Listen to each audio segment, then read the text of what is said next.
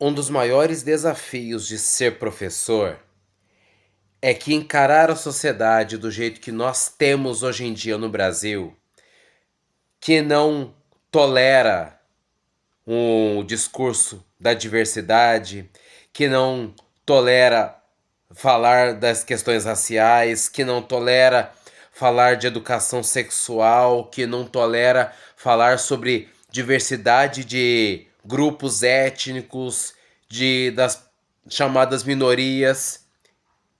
É uma coisa complicada, porque, segundo a minha profissão, segundo o juramento que nós fizemos, segundo o que rege essa profissão, é que a gente não está em sala de aula para criar pessoas que serão massa de manobra, marionetes.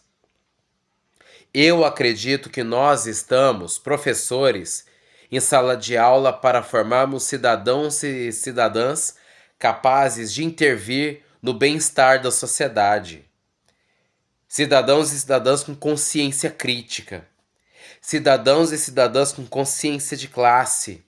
Cidadãos e cidadãs que não caiam em fake news. E fazer isso, hoje em dia, é um desafio.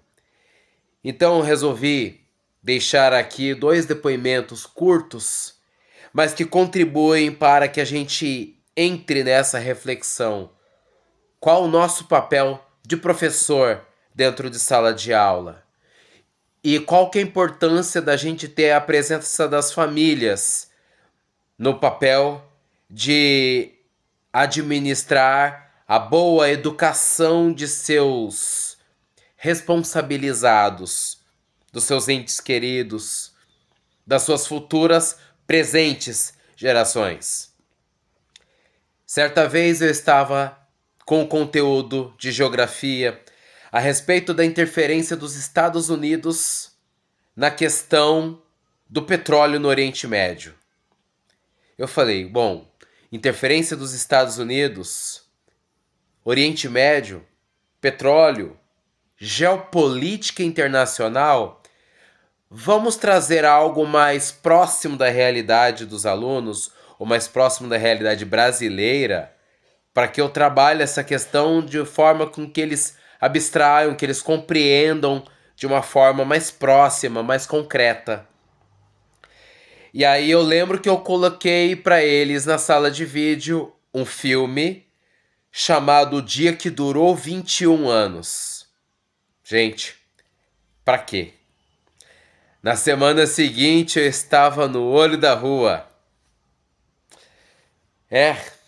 Foi acusado de doutrinação.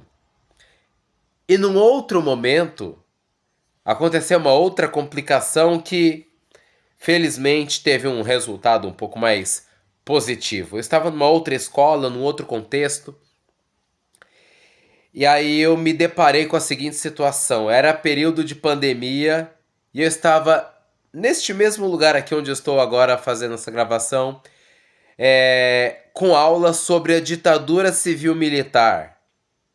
Como eu me conheço bem, eu utilizei de leitura de diversos trechos, leitura e explicação de diversos trechos do próprio livro didático desses alunos, de uma escola privada, usando material apostilado, e resolvi acrescentar a essa aula vídeos de cantores e artistas da época que criticavam o período da ditadura civil-militar, o regime civil-militar que nós tínhamos entre as décadas ali de 60 e 80, e era aula online, então os meus alunos estavam acompanhando da casa deles. E aí a gente usava o tempo de uma aula, 50 minutos, e eu ia utilizando outro link com outra turma na aula seguinte, utilizando a mesma rotina, como se a gente ainda estivesse em sala de aula fisicamente. E aí eu me lembro que na aula seguinte dessa aula para o 9º ano, aula de história, eu recebi uma ligação da coordenadora da escola, porque as famílias, na verdade uma família, né? Não vamos generalizar. Uma família reclamou do conteúdo da aula, que eu estaria doutrinando os meus alunos. Gente, desse jeito não dá.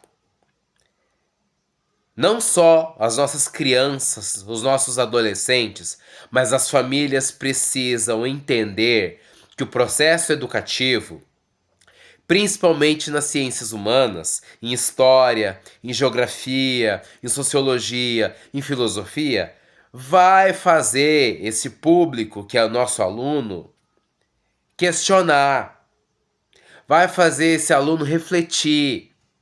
Não é doutrinação, é ensino de história para que a gente não repita os erros do passado. Fica a dica.